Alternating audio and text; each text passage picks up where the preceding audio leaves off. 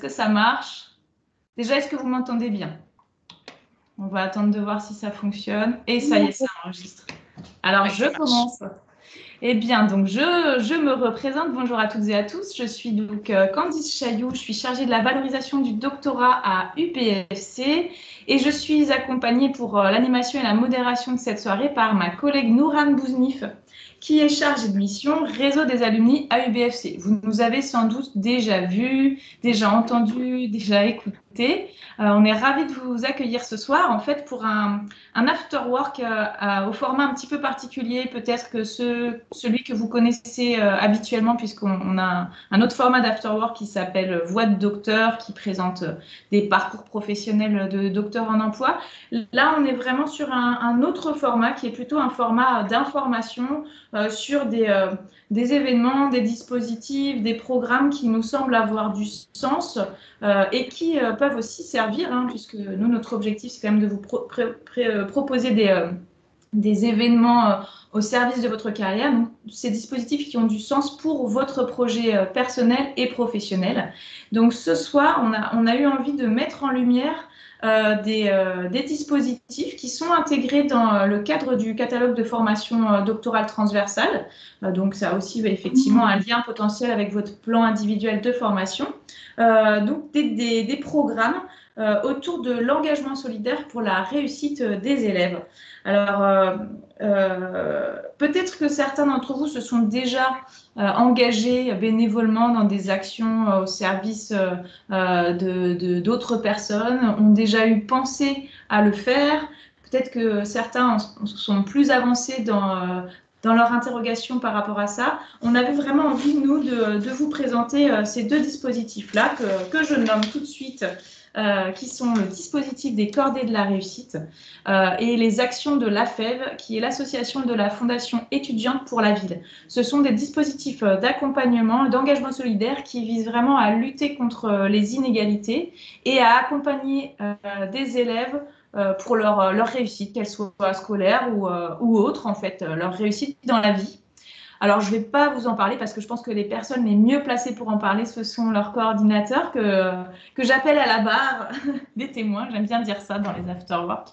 Je vous présente donc dans l'ordre alphabétique, hein, je m'excuse, donc il n'y a pas de règles. Émeric Minuel, qui est délégué régional Bourgogne-Franche-Comté à la FEV. Bonsoir Émeric, merci de ta présence. Bonsoir, merci pour l'invitation. Et Laurent Bertrand, qui est référent académique des cordées de la réussite pour l'Académie de Besançon. Bonsoir Laurent et merci de ta présence également. Bonsoir à toutes et tous. Merci Candice pour la présentation. Alors, vous avez vu, il y a d'autres personnes sur la mosaïque de Teams. En fait, ce sont des témoins parce que là, on va bientôt laisser la parole à Laurent et Émeric pour vous présenter un petit peu plus en détail ce que revêtent ces dispositifs dont on vous parle.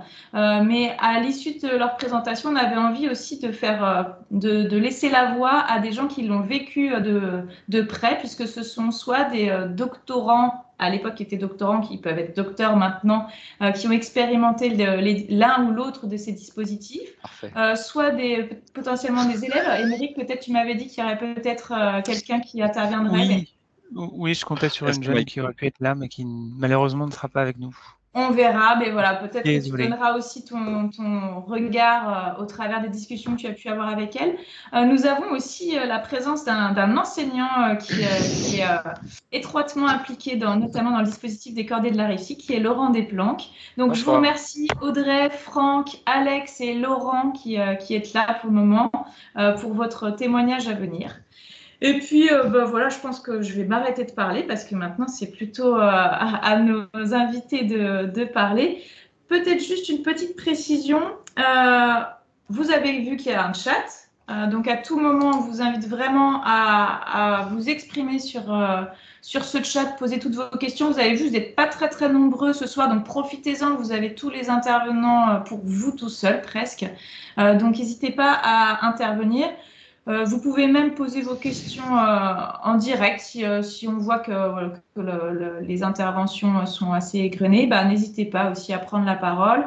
On peut peut-être d'ailleurs même, si vous avez envie, faire un petit un petit moment caméra où tout le monde se montre pour dire bonjour. Est-ce que ça vous tente d'activer vos caméras là pour qu'on voit qui est là? Est-ce que vous nous entendez? Pour bien voir que vous êtes avec nous. Bonsoir. Bonsoir. Ça fait plaisir. Et bienvenue, hein. Parce que souvent, on ne vous voit pas et c'est un peu frustrant aussi. Donc là, profitons du fait qu'on n'est pas très nombreux pour faire un petit coucou à la caméra. Super. Super. Et puis, du coup, on va profiter de ce moment-là. Nourane, je te laisse la parole. Juste avant de laisser la parole à nos invités, on avait une petite question à vous poser avec Nourane pour briser un peu la glace aussi. Oui, on va vous proposer une petite question interactive via WooClap juste avant de laisser la parole à Laurent et Aymeric. Je vais partager mon écran, vous allez voir, c'est très simple pour se connecter à WooClap. Comme on va parler ce soir d'accompagnement des élèves, on aimerait bien savoir ce que ça évoque pour vous, ce mot accompagnement. Alors, je vais partager mon écran et vous allez pouvoir participer en direct. Voilà, j'espère que vous voyez bien mon écran. Donc là, c'est pour se connecter à WooClap. Donc, vous avez un petit lien WooClap que je vais vous remettre dans le chat. Vous pouvez également participer par SMS ou utiliser le QR code, le flasher pour vous connecter. Et puis, je vais lancer la question. Voilà, je vous remets le lien dans le chat pour ceux qui n'auraient pas eu le temps de flasher le QR code. Et voici la question, j'espère qu'elle s'affiche bien chez vous. En un mot, que vous évoque le mot accompagnement? Vous pouvez proposer plusieurs mots, mais voilà, l'idée c'est de voir un petit peu à quoi ça fait écho chez vous. Qu'est-ce que vous voyez derrière ce mot-là? Et qu'est-ce que ça peut vouloir dire accompagner des élèves?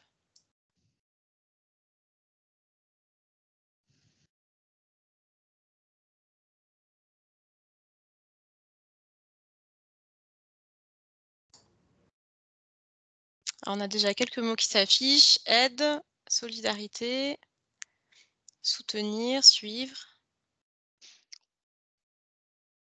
développement. Allez, on vous laisse encore peut-être 30 secondes pour proposer des mots.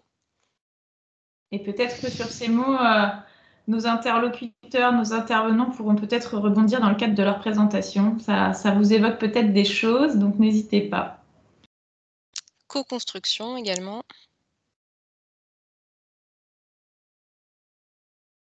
C'est déjà pas mal, hein? Oui, on va peut-être... un 8e mot, puis après on va peut-être s'arrêter là, puis passer la parole, mais en tout cas, ça vous inspire. Eh bien, commençons sur ces thématiques d'inspiration.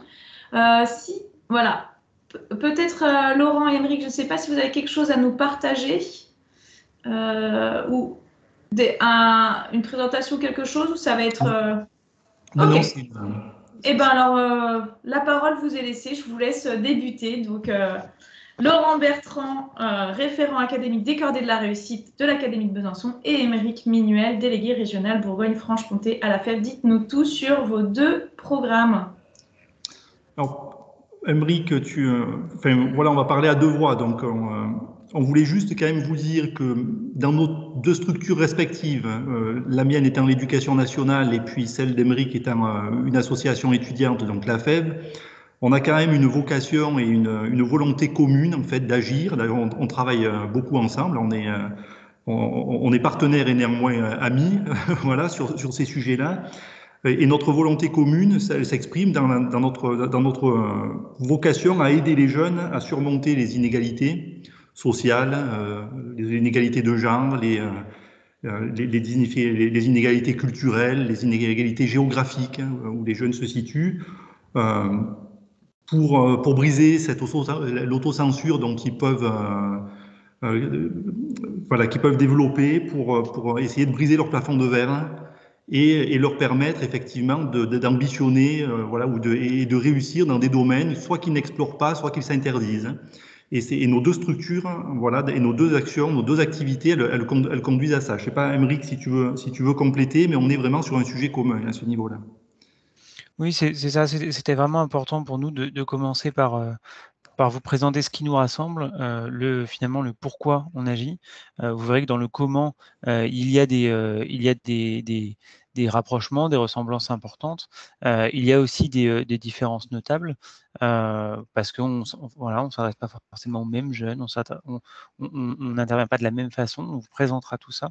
C'était vraiment important pour nous de vous dire qu'on a ce même objectif, de lutter contre les inégalités, notamment éducatives, de faire en sorte que tous les jeunes puissent avoir un parcours de réussite, que ce soit les jeunes en grande difficulté, en risque de décrochage, ou des jeunes en réussite, mais qui s'interdiraient, pour plein de raisons, d'avoir telle ou telle orientation, d'aller en enseignement supérieur, etc. Voilà, c'est vraiment ce qui nous rassemble le plus. Tu veux commencer par présenter les cordées? Je présente comment tu... Comme tu veux, n'importe. Je peux y aller si tu veux, hein. C'est donc vraiment à grande ligne. Et puis, ce qui nous importera certainement, c'est que vous nous posiez des questions parce qu'on on va présenter des schémas assez généraux, mais derrière, il y a toute une organisation. Et puis, vous pouvez avoir envie de rentrer plus dans le détail, mais on vous laissera faire par vos questionnements. Donc, les cordées de la réussite, c'est un dispositif scolaire, hein, c'est un dispositif dans et pour l'école, c'est-à-dire que ça a été créé en 2008 en fait pour aider les jeunes des banlieues. C'était l'époque où les banlieues brûlaient entre guillemets et où on avait dit, le ministère avait dit, il faut qu'on aide les jeunes par de la discrimination positive à aller vers des grandes écoles. Hein. Et c'est à cette époque-là que les grandes écoles justement avaient ouvert leurs portes dans ce contexte-là. Ça a beaucoup évolué depuis, cette idée de discrimination positive, c'est-à-dire qu'on n'est plus sur cette même philosophie, parce qu'on a eu en fait un regroupement avec un autre dispositif qui s'appelait les parcours d'excellence. Ce qu'il y a d'important à retenir dans ces cordées de la réussite aujourd'hui, c'est qu'on va essayer dans l'école de conduire des actions qui vont permettre aux élèves de la 4e à la terminale et même plus, au-delà, de surmonter ces chaînes, enfin, ou en tout cas de les briser, ces chaînes sociales, ces chaînes culturelles, ces chaînes, alors dans le mauvais sens du terme, hein, géographiques, qui les empêchent de se projeter dans la réussite. Donc vous avez des schémas très clairs en tête, hein, les filles et les métiers des sciences, on a le schéma de l'élève de l'éducation prioritaire qui a du mal à se projeter dans des études longues parce qu'il estime qu'il n'en aura pas les moyens, les finances, les capacités. Etc. Et donc, les cordées de la réussite vont être le lieu de proposition d'action. Voilà, de manière très très concrète. Hein. Dans l'école, encore une fois de la 4e à la terminale, on va proposer des actions aux élèves pour les ouvrir culturellement, pour les aider à travailler leurs projets d'orientation et d'insertion professionnelle, leur connaissance du monde économique et professionnel, et surtout les aider à développer et à se maintenir dans une ambition scolaire et professionnelle. On n'est pas sur de l'élitisme, on n'est plus sur, on repère des jeunes issus de quartiers prioritaires pour les amener vers des grandes écoles de manière discriminante. On peut travailler dans les cordées de la réussite pour des élèves de CAP qui ont une petite ambition, mais pour eux elle est grande, si vous voulez. C'est-à-dire l'ambition de réussir dans tel CAP, c'est une sacrée ambition. On peut travailler pour des élèves qui veulent faire un bac pro, pour des élèves qui veulent faire des écoles d'ingénieurs, pour des élèves qui veulent faire la fac, etc. Donc c'est de l'accompagnement de jeunes sur ces axes-là. Et parmi les actions qu'on leur propose, il y a du très concret. On les sorties au cinéma, sorties au musée. On peut avoir des actions qui sont des actions de renforcement disciplinaire, qui sont des actions de mise en lien entre des élèves, des étudiants, des lycéens, des collégiens, etc., pour développer leurs connaissances des formations. Et puis, on va aussi avoir des opérations de tutorat, et c'est à ce titre-là qu'on est là auprès de vous ce soir, des opérations de tutorat entre des étudiants des lycéens, des étudiants des collégiens, voilà, peu importe la cible. Juste un dernier point, mais après, voilà, je vous laisserai questionner ces éléments-là pour ne pas vous noyer dans l'info. Je vous ai dit que la cible, c'était effectivement de la 4e à la terminale, ça c'est notre cible privilégiée. On peut aussi avoir quelques étudiants qu'on va soutenir, par exemple des étudiants de BTS qui veulent poursuivre à l'université ou dans des écoles d'ingé. On a aussi 3 cibles prioritaires que vous allez retrouver dans les accompagnements, hein, qui sont les jeunes issus de l'éducation prioritaire, les jeunes issus de la ruralité et les lycéens professionnels. Malgré tout, tout jeune volontaire peut s'inscrire dans les cordées de la réussite. Et donc, on peut avoir des catégories sociales plus, des jeunes qui réussissent bien, mais qui ont besoin d'être soutenus pour aller encore plus loin. Donc, vous voyez, c'est très ouvert. C'est très ouvert. La dernière chose, c'est que c'est un dispositif interministériel. Donc, c'est bien que vous le sachiez, voilà, pour votre bonne information. Interministériel parce qu'il est porté par le ministère de l'Éducation nationale, de la jeunesse et des sports, par le ministère de l'Enseignement supérieur et de la Recherche et de l'Innovation, et par l'Agence nationale de la cohésion des territoires, qui représente en fait le volet politique de la ville. Et là, c'est les préfectures qui sont impliquées. Alors, quand je vous dis que c'est interministériel, tout simplement, ça veut dire que ces 3 ministères donnent de l'argent au lycée et au collège pour faire des actions. Voilà, en fait, des enveloppes budgétaires. Voilà en résumé à grande ligne ce que sont les cordées de la réussite. Je te laisse la parole, Émeric. Puis on reviendra après sur les questions qu'il peut y avoir. Bon, je vais essayer d'être concis aussi. Effectivement, il y aura plein de manques, mais tant mieux. On pourra voilà, plus vite vous entendre et j'en suis impatient. Donc, la FEV, c'est une association nationale, donc une association loi 1901. On a un siège social à Paris et puis des antennes un petit peu partout en France. L'association a 30 ans et elle s'est créée pour favoriser l'engagement des jeunes étudiants. Dans cette conviction qu'on a une jeunesse étudiante qui a une envie d'engagement, mais qui souhaite que son engagement soit fortement et rapidement utile. Donc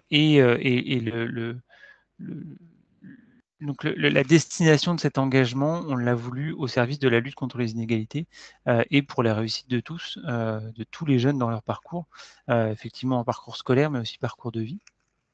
Donc l'action qu'on porte le plus aujourd'hui, on fait pas mal de choses, mais ce pour quoi on est le plus connu et reconnu, c'est du mentorat. Alors, on pourra discuter des termes, je reviendrai moi sur accompagnement, parce qu'on a longtemps parlé d'accompagnement à la FEV, je pense que ça reste ce qu'on fait. Aujourd'hui, le terme qui s'impose un peu, c'est le mentorat. On a un principe très simple, quoi, de mise en lien d'un étudiant ou une étudiante avec un jeune pour l'aider dans ses difficultés. Et ce binôme va se voir 2 heures par semaine sur toute l'année scolaire. Les jeunes à qui on s'adresse sont sur un panel extrêmement large. On peut commencer dès la grande section maternelle, donc oui, très très tôt, sur des questions de découverte du livre, de la lecture, du vocabulaire par le jeu, de l'imaginaire, tout un tas de choses comme ça. Donc sur ce modèle de 2 heures par semaine, avec des sorties en médiathèque, etc. Des accompagnements pour des jeunes en école élémentaire, en collège. On peut travailler la confiance en soi, le rapport à l'apprentissage, le sens de l'apprentissage,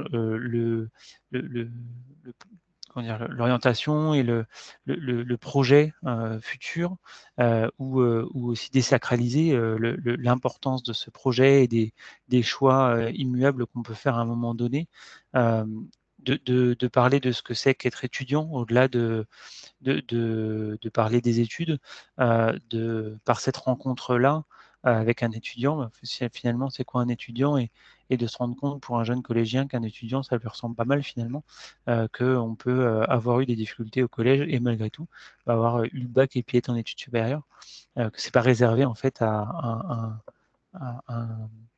des élèves qui auraient été très très bons, mais que finalement ça peut s'adresser à tous. Et on peut aller jusqu'à accompagner des jeunes en lycée, voire en première année d'université, sur les premiers mois, pour des étudiants qui se sentiraient perdus en fait sur les premiers mois d'université. Donc là, mis en binôme avec des étudiants plus âgés, quoi, L3, master ou doctorants, pour faire en sorte que voilà, on puisse les accueillir sur un campus, sur une ville, et partager au-delà des questions très disciplinaires, simplement où est-ce que je vais faire mes courses, où est-ce que je m'adresse quand j'ai un souci avec le Crous. Enfin, je sais pas, les petits conseils qui font qu'à un moment donné, on peut réussir ou rater ces 2 premiers mois qui sont déterminants pour le reste des études. Voilà, je vais m'en arrêter là sur le principe. On a une présence en Bourgogne-Franche-Comté assez récente. On est arrivé à Besançon et à Dijon en 2017. On vient d'ouvrir des actions à Montbéliard. Donc certains d'entre vous, certaines ne nous ont pas vu si vous avez été sur ces campus quand vous étiez en licence. Maintenant, depuis le premier confinement, on est un peu plus visible parce que l'université de Franche-Comté envoie beaucoup nos mails. Donc, je pense que vous savez au moins un petit peu ce que je suis en train de vous raconter. J'espère que c'est pas trop envahissant, tous ces mails. Et on a, de fait, pendant le premier confinement, passé tous les accompagnements à distance. Et on a aujourd'hui maintenant des binômes qui continuent à distance. On porte cette action de mentorat à distance aussi avec des étudiants sur des villes où on n'est pas présent physiquement, pour des jeunes sur des villes où on n'est pas présent physiquement. Et donc, on a des binômes d'étudiants qui sont à l'étranger, en Erasmus, à Reykjavik, à Berlin ou à New York, et qui accompagnent des jeunes en Moselle, à Nevers. Enfin, voilà. Donc, voilà pour le principe. Je m'en arrête là parce qu'on aura des échanges avec des gens qui se sont engagés, qui ont porté cette action. Voilà, je reviendrai tout à l'heure dans les échanges sur l'accompagnement, sur la posture, sur toutes ces questions-là. Merci beaucoup. Merci à vous. Est-ce que dès à présent, il y aurait des questions que vous vous poseriez et que vous aimeriez poser à nos deux intervenants? N'hésitez pas, hein. Le chat est fait pour ça, ou bien même une petite levée de main et une prise de parole en public si vous le sentez, c'est tout à fait possible.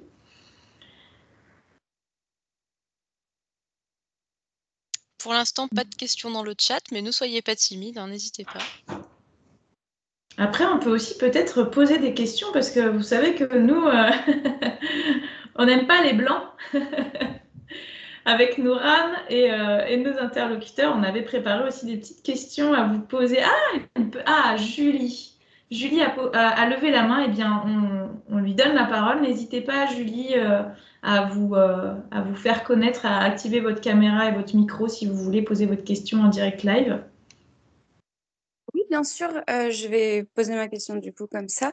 Je voulais savoir concernant les binômes, est-ce que c'est plus de préférence une personne qui souhaiterait faire plus tard le même parcours que nous ou c'est vraiment aléatoire? Je me permets, Laurent, et puis ensuite tu répondras peut-être pour les cordées. Je pense qu'on aura la même réponse, mais on va voir. En fait, nous, c'est aléatoire. Pour être très franc, on essaye de pas forcer une rencontre entre deux personnes par rapport à justement ce projet. Maintenant, parce qu'en réalité, souvent, il est vraiment à construire et ce qu'on vise, c'est surtout le partage de ce que c'est être étudiant et d'ouvrir le champ de réflexion du jeune. Maintenant, si en réalité, on sait que le jeune a une idée très très claire, qu'il a vraiment besoin d'être accompagné dans ce projet-là, bon bah oui, en fait, on va prendre ce point comme appui. Mais en réalité, ça se trouve très rarement. Voilà. Donc c'est oui, mais non, mais ça dépend. Oui, pour compléter, en fait, cette logique de binôme, en fait, elle est très variable. En fait, elle dépend de votre volonté à vous, côté doctorant, master, enfin étudiant, et de la demande en face. C'est-à-dire qu'on peut avoir des demandes qui sont sur des accompagnements plus individuels. Alors sur les cordées de la réussite, particulièrement. Par contre, on peut avoir des demandes d'accompagnement de groupe, hein, c'est-à-dire d'accompagnement de 5, 6 jeunes ou plus, 10, mais je crois qu'il y a des gens il y a des collègues qui pourront en témoigner. Donc en fait, le format est modulable, mais par contre, on essaie de tenir compte de vos volontés, voilà, et de là où vous vous sentez à l'aise. Voilà, ça c'est un dialogue à engager avec les établissements. Je l'ai pas dit tout à l'heure, j'en profite pour le rajouter, mais je représente aujourd'hui, enfin ce soir, à la fois l'Académie de Dijon et l'Académie de Besançon. Mon collègue de Dijon, en fait, avec qui je suis en lien, ne pouvait pas être là ce soir. Mais le territoire d'intervention reste les deux académies. Et donc là aussi, il n'y a rien d'imposé. On ne vous enverra pas à Saint-Claude si vous n'avez pas envie dans le Jura, si vous n'avez pas envie d'aller à Saint-Claude dans le Jura, même virtuellement. On répond en fait aux situations et aux mises en correspondance en essayant de satisfaire les deux partenaires, les deux parties.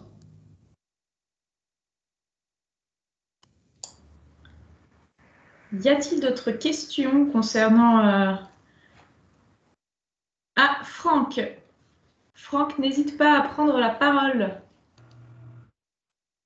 Voilà, je vous remercie déjà pour toutes ces informations, également par rapport à l'association des corvées de la réussite. En fait, ma question va plus dans le sens de l'activité, comme vous avez parlé du mentorat et du tutorat.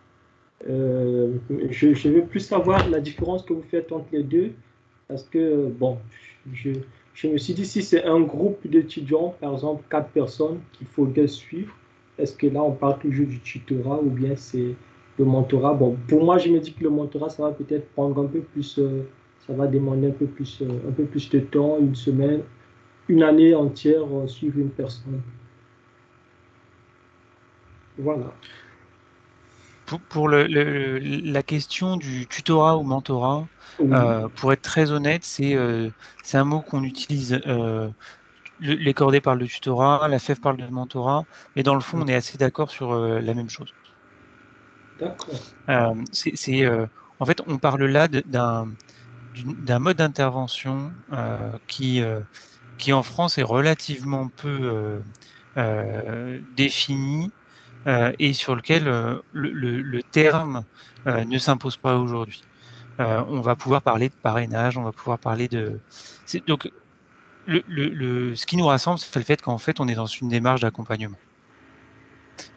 Et ça, c'est vraiment important. On est sur une durée d'accompagnement et quand les cordées parlent de tutorat, quand nous on parle de mentorat, on est sur une relation individuelle. Maintenant, on a effectivement dans les cordées aussi des actions collectives possibles. Je ne sais pas si Laurent, tu veux... Je suis tout à fait d'accord avec ce que vient de dire Émeric. En fait, on ne sait pas définir la distinction entre tutorat et mentorat. Peut-être que dans la typologie d'actions qu'on peut proposer, alors c'est peut-être plus ciblé sur les cordées de la réussite, on peut essayer de distinguer ce qui serait plus de l'ordre du tutorat que du mentorat. Alors pour un exemple très concret, quand on vous demande en tant que doctorant d'accompagner un petit groupe d'élèves plutôt sur des aspects disciplinaires, c'est-à-dire un petit peu de faire du soutien en maths, en lettres, parce que ça peut se faire comme ça, on est vraiment beaucoup plus sur une optique de tuteur, de tuteur disciplinaire. Par contre, quand on vous demande par votre statut d'étudiant, de doctorant, de montrer le chemin, si vous voulez, un petit peu de la réussite, de parler de vos études, de comment ça se déroule, enfin, des études de doctorant, d'où vous venez, comment vous avez fait, ce que vous avez fait, on glisse peut-être vers la notion de mentor. Voilà, de mentor étudiant. Mais encore une fois, vous voyez, là, je dis des choses qui peuvent être démenties aussi voilà, très, très facilement. Mais on va avoir une grande variété d'actions possibles sur les cordées de la réussite. Voilà, accompagnement disciplinaire, travail sur l'estime de soi, travail sur les représentations de la formation supérieure, travail sur la projection dans une typologie de formation. Ben tiens, qu'est-ce que c'est que les métiers d'ingénieur?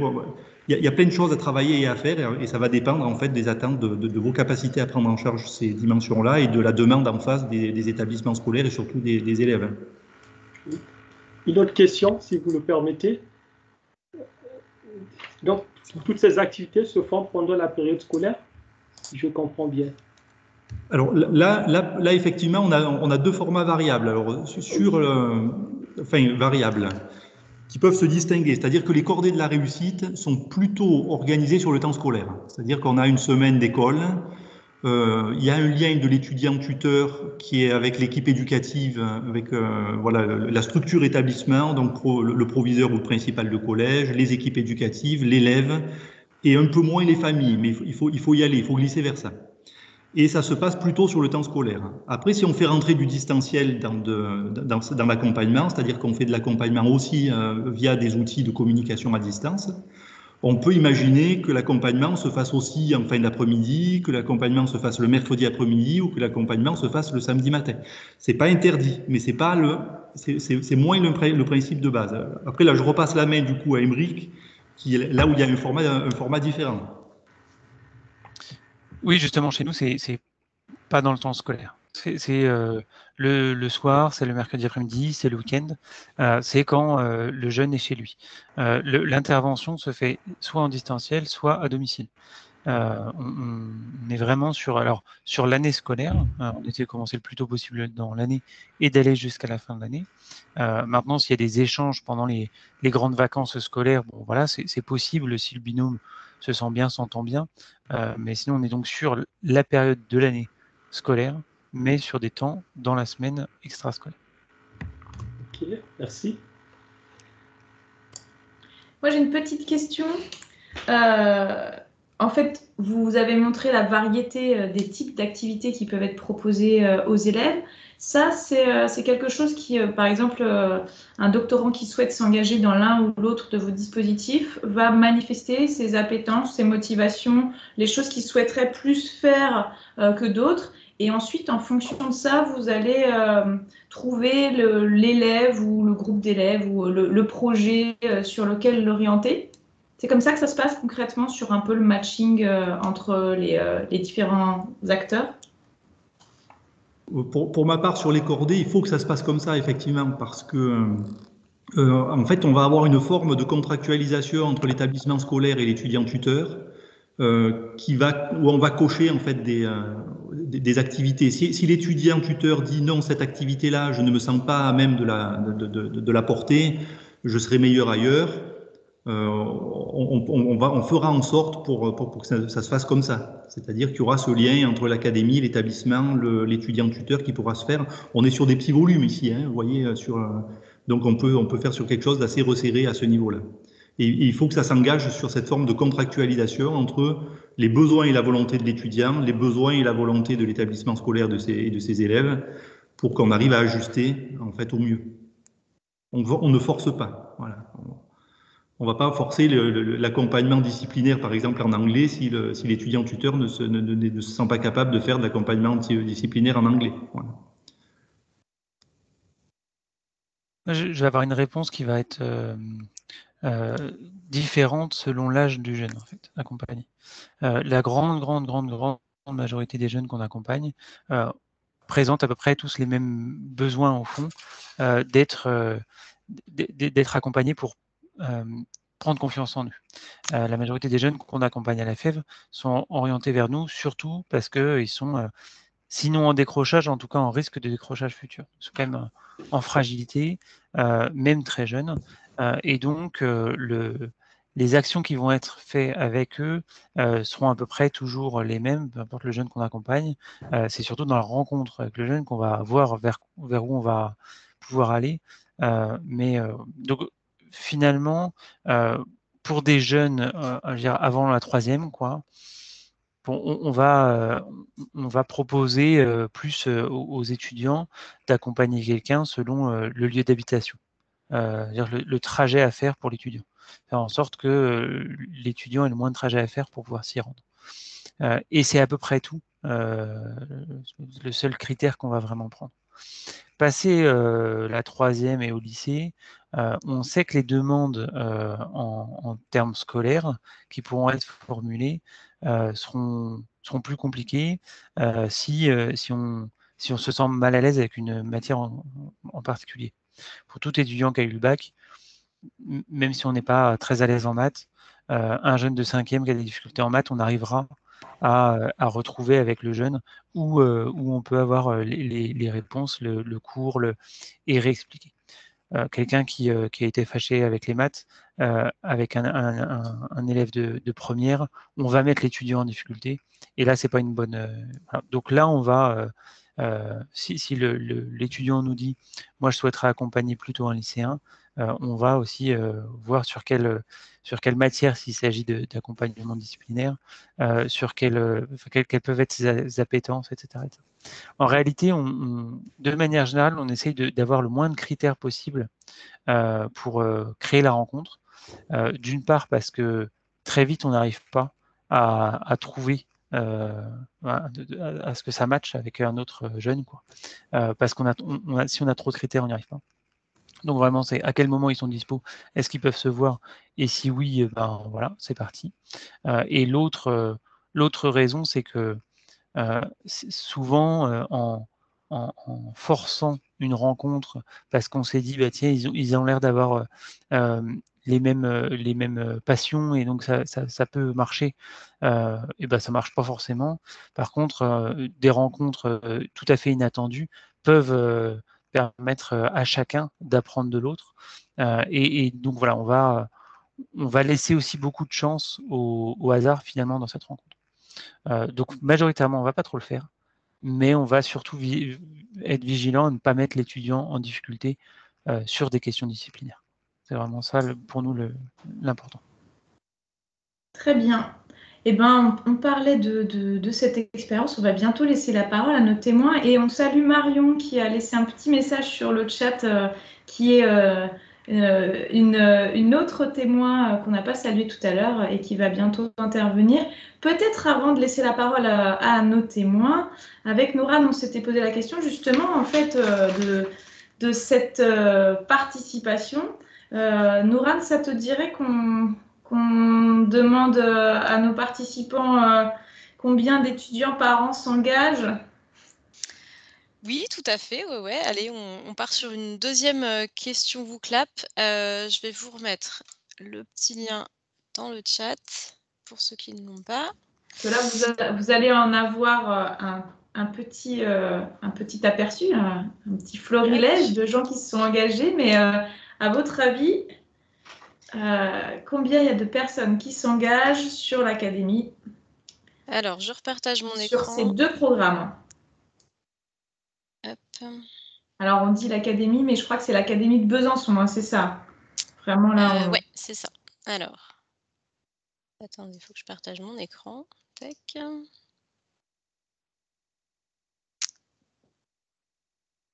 Et voilà. J'espère que ça apparaît bien chez vous. Propositions, est-ce que vous les voyez de votre côté? Donc, normalement, vous avez 4 propositions. 300 étudiants, 500, 700 ou 900. Donc, on parle bien des deux dispositifs confondus. Hein. Donc, chaque année, combien d'étudiants s'engagent dans les dispositifs dont on vient de parler? Voilà, c'est pour savoir si vous avez un petit peu un ordre d'idée. Vous êtes à peu près... ouais, voilà, vous êtes tous... c'est très partagé. Hein. On vous laisse encore quelques secondes pour voter. Préférence pour la première. Sachant que la bonne réponse ne s'affiche pas en couleur, voilà, ça sera à Laurent et Émeric peut-être de donner la bonne réponse, s'ils la connaissent. Donc, ça penche plutôt pour les 300. Est-ce qu'on s'arrête là? Est-ce qu'on demande la réponse à nos intervenants? Ouh là là, ouais, 300, je pense que 300 oui, là. On va pouvoir donner la bonne réponse. Alors, Émeric, Laurent? Alors, on est sur un chiffre, donc chaque année. Hein. Enfin, ouais, et là, on a bien additionné la FEV et les cordées. Donc, si vous et sur l'académie de Besançon. vos chiffres. On pourra détailler tous ces chiffres. À nos deux dispositifs, chaque année, on a 700 étudiants qui s'engagent voilà, sur l'académie de Besançon. Sur la Bourgogne-Franche-Comté, à la FEV, on a cette année 850 bénévoles étudiants. Et je pense que les cordées, alors Laurent, je ne sais pas si tu as en tête un chiffre sur la grande région académique, mais du coup, j'imagine qu'on va à peu près doubler. On double à peu près, en fait, hein, le format de Besançon, donc on est à peu près à 700 sur les deux académies. Et c'est un chiffre qui ne cesse de croître. Je ne sais pas pour les cordées, d'ailleurs, Laurent, si tu as une vision de ça, mais étant donné que les cordées se sont fortement développées cette dernière année, d'ailleurs, j'imagine que c'est le cas. À la FEV, on est arrivé en 2017, donc il n'y avait pas beaucoup d'étudiants engagés quand on a commencé notre première année. On avait 60 bénévoles. Je salue Marion, d'ailleurs, qui était une des premières. Et en tout cas pour Besançon. on a eu 60 bénévoles sur Besançon, une centaine l'année suivante. Ça n'a cessé de croître. On va être à 280 sur Besançon même et sur l'académie, voilà, 350 là. Ça ne cesse d'augmenter et je tiens à le dire surtout sur cette période post-confinement répétitif. Et j'espère que c'est vraiment post, on verra bien. Je le dis parce que vraiment, on a eu un nombre d'étudiants engagés sur cette période très difficile qui était incroyable, qui n'a jamais été égalé. Voilà, partout en France, les étudiants se sont engagés. Alors, chez nous, on le sait, mais ailleurs aussi. Donc voilà, c'est pour moi vraiment important d'appuyer là-dessus parce que on a une image de la jeunesse étudiante individualiste, plus solidaire, voilà. Et puis là, on a une image de la jeunesse étudiante en grande fragilité. Ça a été très dur, c'est toujours très dur économiquement, socialement, etc. Et c'est vrai, c'est dur, mais on ne dit pas à quel point c'est une ressource. Donc voilà, juste, je vous le dis à vous parce que c'est vous les seuls étudiants là présents, mais voilà, merci parce que c'est fort. Enfin, voilà. Moi, ça m'a porté. Moralement, ça a été extrêmement fort pendant cette période. Et donc, ça ne cesse de croître. Eh ben, Et je me tais. c'est une très bonne nouvelle. On espère que ça va continuer de croître. Et on peut dire merci dès à présent à nos témoins que je vais interroger, puisque eux-mêmes se sont engagés il y a 1, 2, 3 ans dans l'un ou l'autre de vos dispositifs. Alors, de la même manière, Laurent a commencé à parler des cordées. Peut-être on va commencer par un focus auprès de nos témoins sur les cordées de la réussite. Je vais peut-être, alors vraiment, j'ai pas de. Je commence par la première personne que je vois sur ma mosaïque, donc Franck de Croos. Bonjour Franck, merci d'être là. Donc toi, tu as fait partie à un moment des cordées de la réussite. On a envie de t'interroger un petit peu sur ton vécu, peut-être sur l'avant, sur le pendant et sur l'après. Pourquoi déjà tu t'es engagé en fait dans les cordées de la réussite? Toi, tu étais donc doctorant en SPIM, c'est ça? Sciences pour l'ingénieur et microtechnique. Voilà, Sciences pour l'ingénieur et microtechnique à l'UTBM. Tu pourras le redire, hein, n'hésite pas. L'idée, c'est que en 5 minutes, tu puisses nous détailler un petit peu pourquoi tu t'es engagé, concrètement les activités que tu as pu mener dans le cadre de cet engagement en cordée de la réussite, comment ça s'est passé, quels étaient les interlocuteurs, le ou les élèves que tu as accompagnés, les activités que tu leur as proposées, combien de temps ça a duré, quelle était la compatibilité aussi avec comment tu as réussi à conjuguer ton doctorat, puisque tu étais doctorant à l'époque, et cette activité-là. Et puis, un petit peu de ton ressenti personnel de cette expérience, mais aussi un petit peu avec le recul, comment tu pourrais en parler, potentiellement les bénéfices que ça t'a apporté, etc. Donc, en 5 minutes, tout ça. Si tu peux nous en parler. Merci, Franck. Bonsoir tout le monde, du coup. Donc, moi, je m'appelle Franck de Croos et en fait, j'ai fait ce dispositif, là, les cordées de la réussite, en l'année scolaire 2017-2018. Et moi, si je me suis engagé, c'est pour le côté altruiste, civique, tout ce qui est un peu civisme. J'aime bien l'enseignement aussi. Bon, là, au moins, je m'y suis un petit peu essayé dans le cadre de cette intervention-là. Et moi, j'aime bien apprendre sur moi-même aussi, apprendre sur les autres. Enfin, je suis quelqu'un de très ouvert. Donc, enfin, vous allez voir, ça va se ressentir de toute façon dans la description que je vais en faire. Donc après, donc moi je vous parlais de l'année scolaire. Donc effectivement, nous ça s'est mis en place en novembre-décembre. On a eu les premières réunions avec la référente du lycée par exemple, et on a commencé vraiment que les actions de tutorat ou vous appelez ça comme vous voulez, mentorat ou autre, à partir du mois de mars. On n'était pas encore tout à fait organisé en fait. Je crois, en février, on était encore en train de se poser un peu des questions sur l'organisation des groupes, par exemple. Et puis après, il y a tout ce qui est vacances, etc. aussi qui vient dans le planning. Principalement, j'ai fait de l'aide aux devoirs, c'est-à-dire que on y allait en fait tous les 15 jours. Donc à partir de mars, on y est vraiment allé tous les 15 jours. On a eu 9, on était 2 à intervenir dans ce dispositif sur ce lycée, donc sur Belfort, hein, parce que moi je suis sur Belfort. Et donc on nous a dit, pour vous 2 doctorants, il y a 9 lycéens, lycéennes de seconde à aider. Donc c'était des secondes pro et générales et technologiques. C'était un petit peu mélangé. En fait, il y a quelque chose qui est très important, je reviendrai sûrement dessus après, mais c'est qu'avec la doctorante avec qui j'ai fait ce dispositif, on s'est tout de suite entendu pour fonctionner ensemble. Donc on a mis en commun nos 9 lycéens, lycéennes, et on les a divisés en groupes, et il y en avait qui étaient convoqués, on va dire, de 12 à 13, et les autres de 13 à 14, ou quelque chose comme ça, en fait. Parce que tout simplement, c'est pas possible, hein, juste en avoir 9, même quand on est 2, ça fonctionne pas très bien. Enfin, ça fait vraiment beaucoup. Donc principalement, on avait de l'aide aux devoirs sur les pauses déjeuner, et donc comme je vous dis, on y allait tous les 15 jours.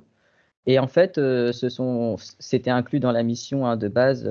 Il y avait une aide à l'orientation aussi. Nous, on nous a donné tout un dossier quand on est arrivé dans le dispositif des cordées.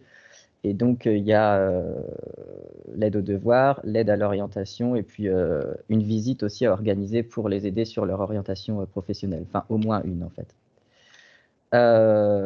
Parmi ces heures dédiées aux aides aux devoirs, ben, effectivement, c'est arrivé qu'il y ait une ou deux personnes qui avaient des questions sur leur orientation professionnelle. Et donc, effectivement, on prenait 20 minutes, une demi-heure, voire l'heure tout entière si ça leur convenait. Enfin, c'était comme les lycéens voulaient, en fait, quand ils étaient en train de discuter avec nous.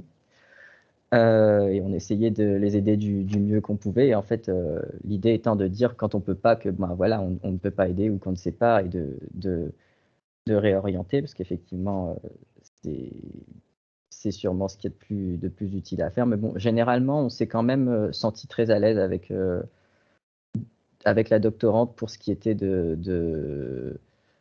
d'orienter et d'aider, en fait. Donc on était un peu, on appréhendait un petit peu, mais ça va, ça s'est quand même relativement bien passé. Et donc voilà pour l'émission. Ouais. Par rapport à ton ressenti de l'expérience, etc., comment tu l'as vécu? Tu dis voilà, que tu te sentais à l'aise, que c'était riche. Oui, mais en fait, du coup, il y a plusieurs choses. Donc, c'est vraiment extrêmement riche. Moi, ce que je vous ai dit, c'est important.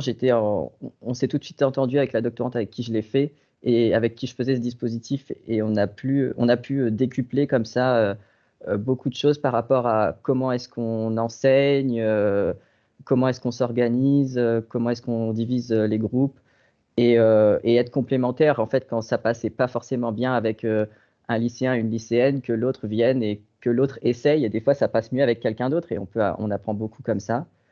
Il y a autre chose aussi en fait, ce qui est vraiment bien avec ce dispositif, enfin, ça peut être vraiment, pour moi, c'était un avantage, ça peut être aussi un inconvénient, c'est le fait que ce soit très libre. Et ça, enfin, moi, j'insiste beaucoup là-dessus, c'est que si ça vous convient, il y a vraiment moyen de faire beaucoup de choses. Moi, je vous ai dit, on a organisé une visite sur l'orientation professionnelle. Mais après, il y a aussi, en parallèle de ce dispositif-là, on s'est inclus dans un groupe qui s'appelle les Amis de la pédagogie. Alors ça, c'est à l'UTBM, c'est des gens c'est des profs, en fait, qui réfléchissent sur la pédagogie, qui nous ont donné beaucoup de conseils. Et ça, en fait, ça a permis de décupler vraiment comment est-ce qu'on peut enseigner, ou même gérer un groupe pas forcément de lycéens, mais gérer un groupe de gens qui sont en train d'apprendre, en fait. Et parmi les conseils, il y avait, j'en prends un comme ça, c'est juste le fait de bien définir la position qu'on a, nous, en tant que doctorant, alors tuteur ou mentor, ce que vous voulez. Mais en fait, c'est vrai que la mission telle qu'elle est des coordonnées de la réussite, elle est très large. On va vous dire, vous pouvez faire plein de choses. Vous ne les faites pas si vous ne vous sentez pas de les faire, comme l'a dit Laurent Bertrand. Moi, je suis totalement d'accord. C'est vraiment ça que j'ai ressenti. Si ça n'allait pas, on ne m'a pas du tout forcé à le faire. Mais ouais, voilà, si vous prenez, si vous êtes à l'aise et que vous aimez un peu tenter les expériences il y a vraiment moyen d'apprendre beaucoup et d'en faire profiter les gens autour de vous, en fait. Et donc, bon, ça prend du temps et de l'énergie, mais au final, pour moi, c'est quelque chose de très formateur. Et ben forcément, pour l'enseignement, bon, c'est un peu évident ce qu'on y gagne, parce que quand vous êtes au contact de plusieurs personnes avec des profils aussi hétéroclites, de gens potentiellement ou en difficulté, ou alors qui sont aussi dans la réussite, mais qui s'interdisent certaines choses mentalement, ben, vous apprenez vraiment beaucoup sur comment leur faire voir les choses, et vous apprenez aussi sur vous-même. Vous apprenez à vous remettre en question, à vous adapter, à sortir des sentiers battus, etc. Peut-être même faire des fois organiser des cours, des trucs vraiment plus spontanés, mais il y a vraiment moyen de faire beaucoup de choses. Et puis, je crois que j'ai fini, en fait. C'est parfait, Franck. Merci beaucoup pour ton témoignage. Donc, une expérience riche. Et tu me disais aussi que tu avais gagné aussi en réseau. Voilà, que ça t'avait fait rencontrer quand même du monde aussi. Ça peut être aussi un moyen de sortir un petit peu la tête du guidon de sa thèse. Mais ça, peut-être, on pourra y revenir. Peut-être que là, je vais demander à Alex. Alors, je suis toujours super mal à l'aise pour prononcer ton nom, Alex. Je vais te laisser te présenter, Alex, si tu es toujours avec nous. Voilà. Donc, Alex, toi, tu as également fait partie de, on va dire, de l'ancienne version des Cordées de la réussite, c'est ça, hein, qui s'appelait les parcours d'excellence, c'est ça, Laurent? Et du coup, toi, tu as une expérience qui est un petit peu différente de celle de Franck. C'est intéressant de les mettre en regard. Donc, je te laisse la parole de la même manière en 5 petites minutes. Moi, j'étais avec la FEB. Ah, c'était avec la FEB. Alors, bon, bah. Parle-nous de la FEB parce que je t'ai donné la parole, donc c'est bien. On va parler de la FEB. C'est une expérience du coup assez différente qui peut être mise en regard de celle de Franck. Voilà. Ouais, c'est ça. Si on prend un peu point par point, tranquillement les choses, comment elles sont venues, j'ai été contacter la FEV parce que j'avais envie, moi, de mon côté, de faire de l'enseignement, en plus de ma mission en tant que doctorant, en fait, avec la mission d'enseignement qui est disponible pour ceux qui sont en contrat doctoral, je veux dire. Parce que moi, je suis un passionné d'enseignement, j'adore ça, j'essaye d'en faire dès que je peux, et ça fait un peu plus de 10 ans maintenant que, en dehors de tout cursus associatif, j'essaye de donner des cours particuliers un peu régulièrement, parce que, voilà, j'adore ça. Et ce qui s'est passé, c'est que ça c'est pour le contexte, j'ai contacté la FEV parce que il y a une notion quand même derrière l'enseignement qui est l'enseignement individuel, en tout cas, qui est assez insidieuse, qui est que, comme à peu près n'importe quel étudiant peut y avoir peut-être songé une fois dans sa vie, donner des cours particuliers, forcément, toutes les familles ne peuvent pas se le payer, en fait, ça. Et moi, je vais centrer ma réaction là-dessus, parce que j'ai participé, en fait, au cursus de la FEV, vraiment dans le but de faire de l'enseignement plus qu'un accompagnement d'insertion sociale ou de, comme on disait, sortie au cinéma tout à l'heure. Voilà. Donc, voilà. Moi, c'est vraiment pour ça que j'ai contacté la FEV, pour être mis en relation avec un ou plusieurs jeunes. Hein, ça, j'avais pas d'a priori là-dessus, n'importe. Enfin, pas du tout.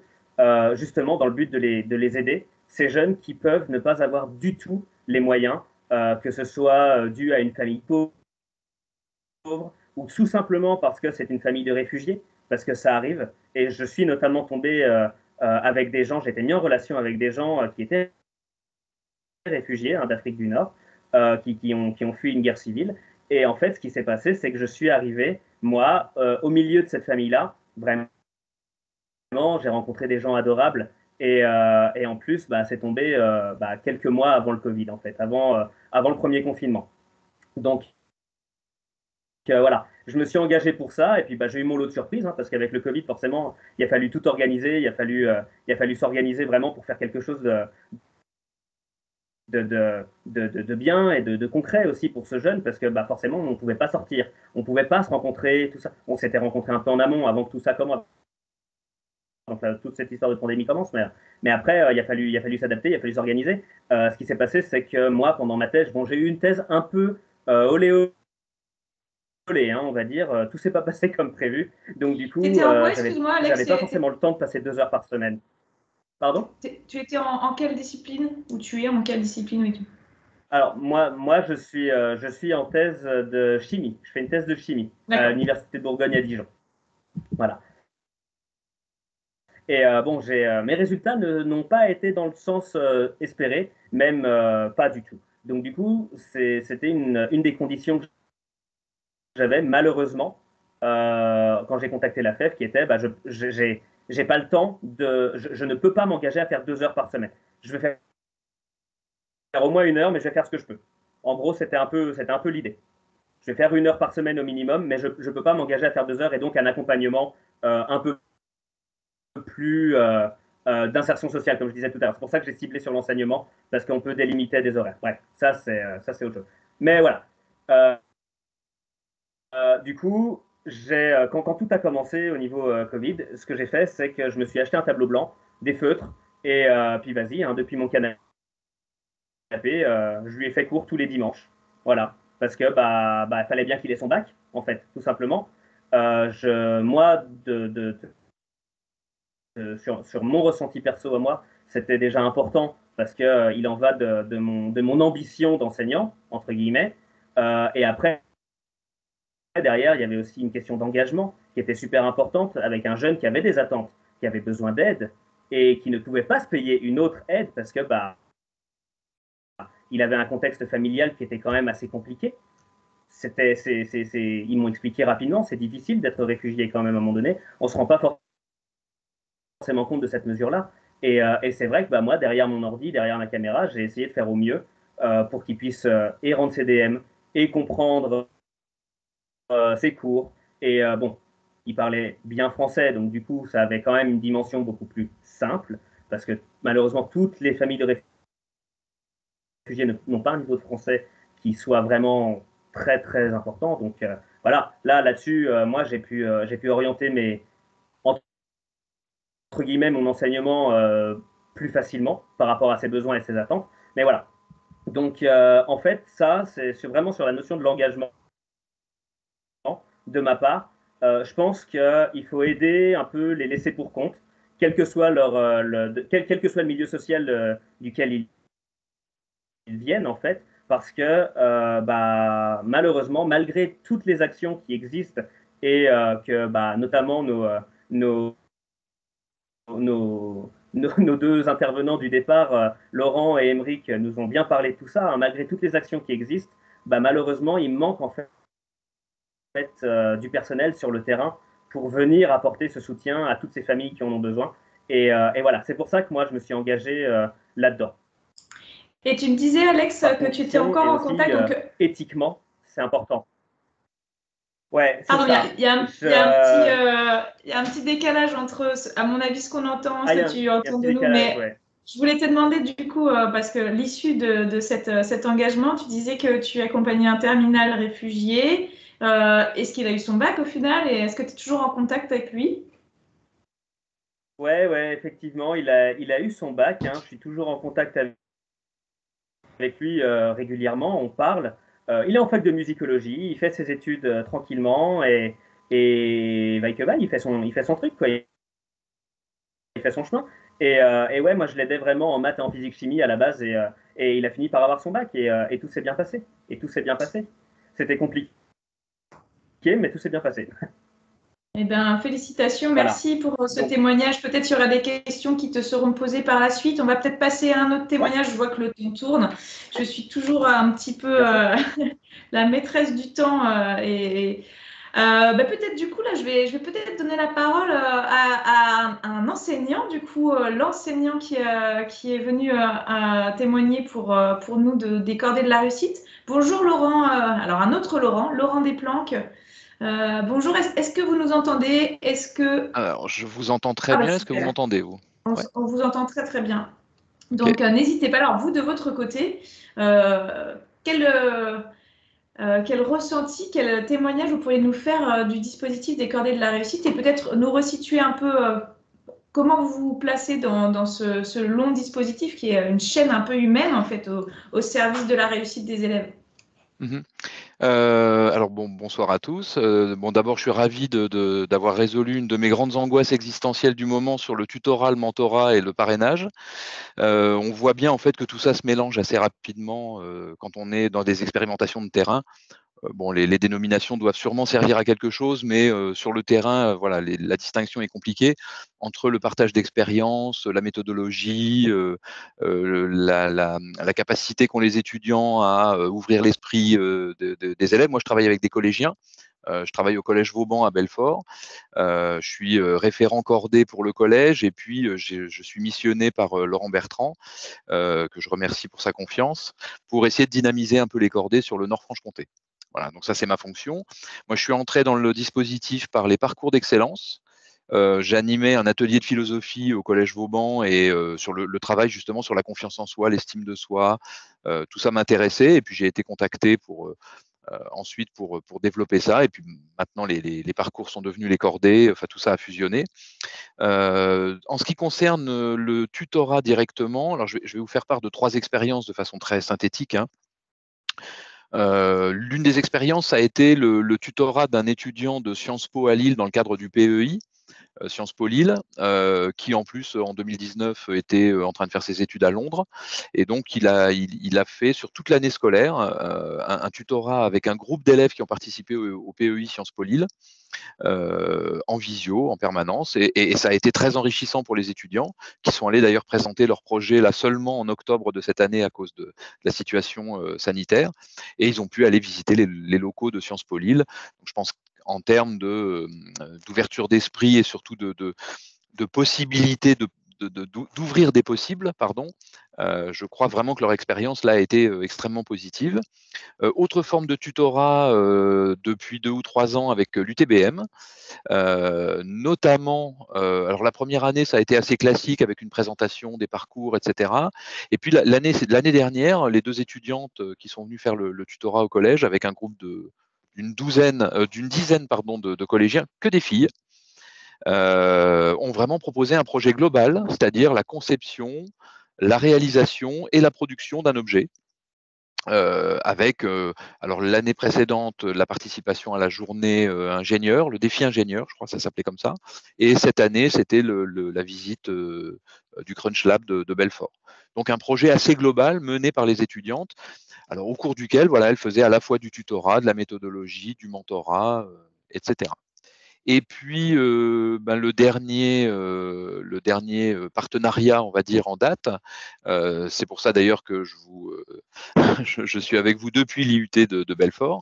Je faisais un cours justement cet après-midi sur l'inégalité des chances en cours magistral et sur l'engagement étudiant en TD. Donc, vous voyez, on est tout à fait raccord.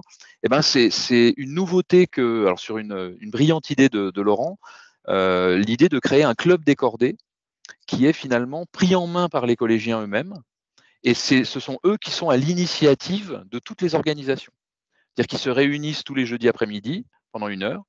Et demain matin, on va visiter l'entreprise Flex & Gate. C'est eux qui ont organisé avec le tuteur étudiant de l'IUT cette sortie-là.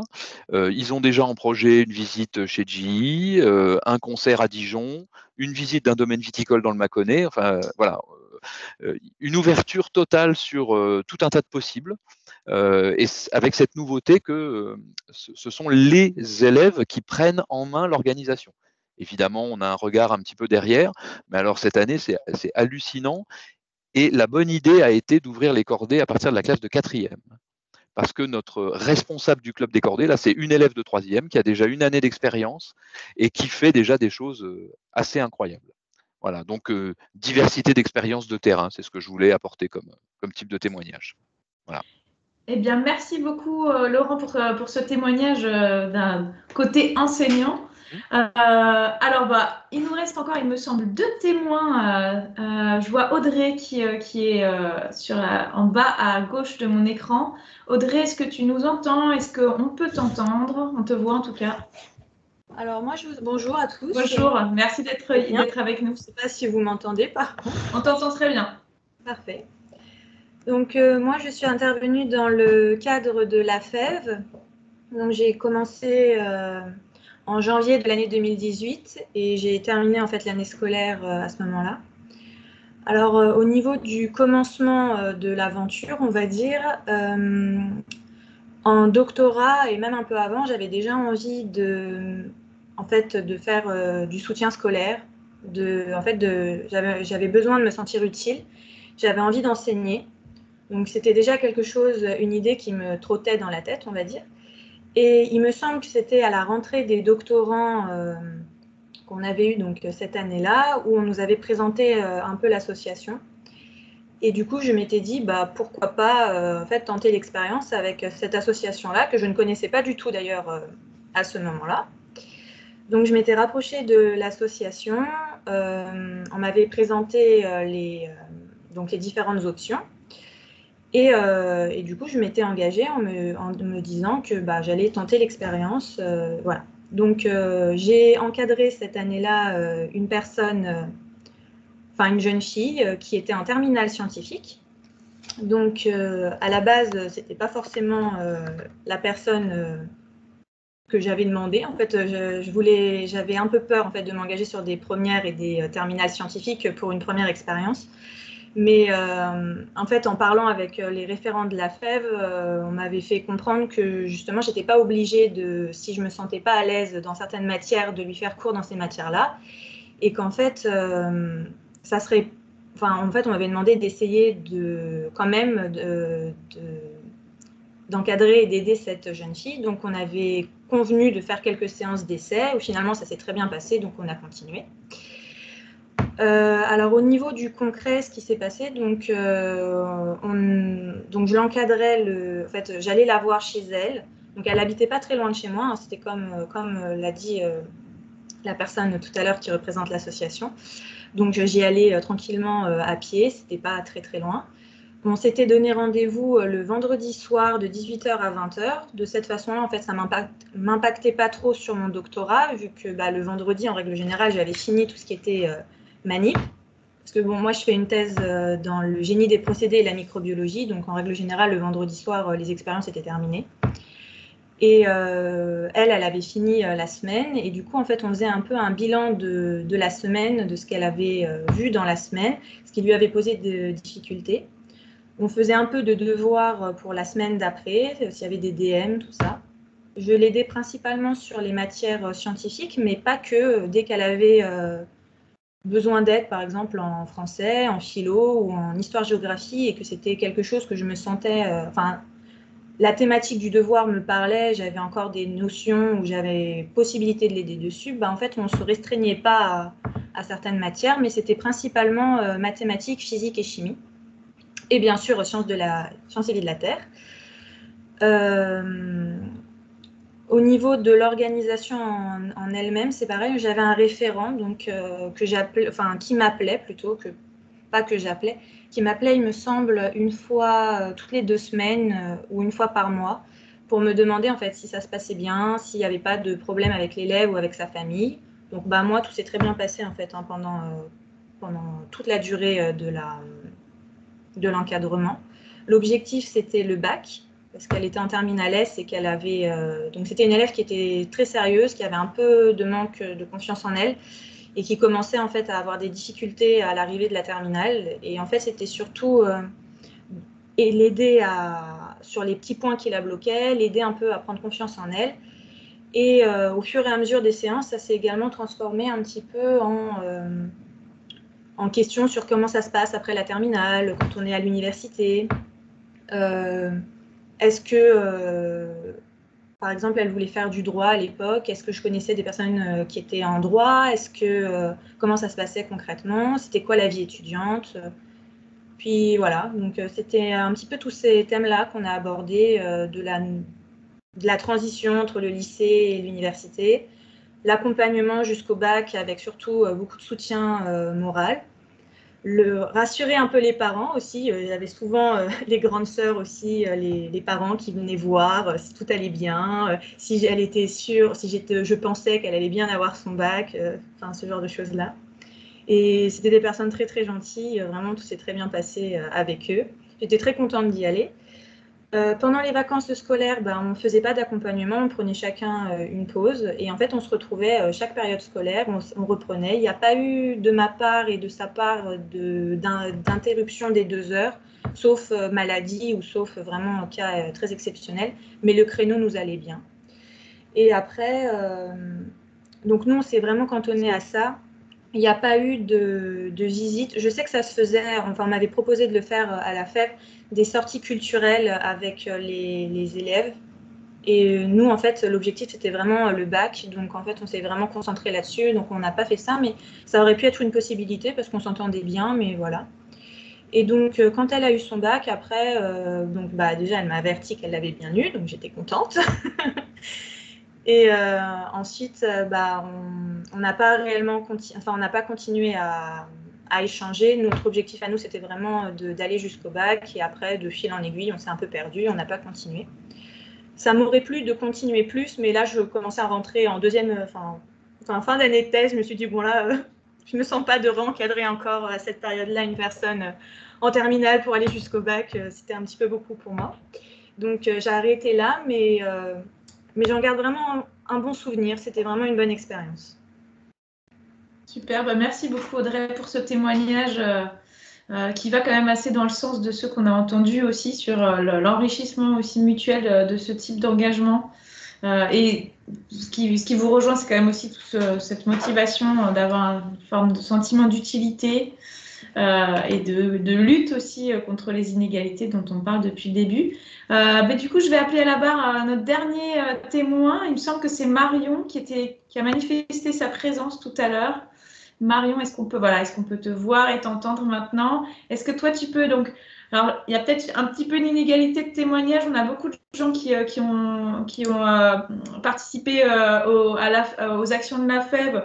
Il y a Franck qui est le représentant des témoins côté cordée de la réussite. Mais bon, on voit un petit peu quand même aussi que les expériences sont à la fois se rejoignent et parfois ont des formats et des modalités variées. Marion, est-ce que tu peux du coup, en dernier lieu, nous faire part de ton témoignage sur... toi, tu étais côté AFEB, c'est ça, tu as fonctionné avec la FEB. Dis-nous tout. Donc, j'ai été à la FEV il y a 4 ans. Donc, j'ai commencé avec Emeric. Je me suis engagée à la FEV parce que je recherchais, j'ai découvert l'accompagnement individuel en étant bénévole au Secours populaire français à Lyon. Et en venant à Besançon, j'ai recherché en fait une association qui faisait l'équivalent. Et c'est là que j'ai fait la rencontre d'Emeric et puis d'autres personnes qui travaillent ou qui sont bénévoles là-bas. J'ai toujours cherché ce type d'engagement, comme pour la plupart des personnes qui sont intervenues, très égoïstement pour me sentir utile, pour tisser des liens avec des gens, donner un peu de sens à la vie et puis pour me ramener un peu sur terre quand j'ai tendance à être trop dans la tête et les idées. Et donc concrètement, ce qui s'est passé lorsque je suis arrivée à la FEV, donc j'ai été mise en contact avec un jeune qui était en difficulté. En fait, moi, le lien entre la famille et puis mon intervention, je me suis beaucoup appuyée sur le PRE, le programme de réussite éducative, parce que cette famille-là bénéficiait d'un suivi et c'est un peu ce suivi-là qui a débuté mon accompagnement. Et j'ai été un peu missionnée de fait par cette référente-là pour faire de l'aide aux devoirs. Donc globalement, j'ai principalement fait de l'aide aux devoirs avec ce jeune garçon.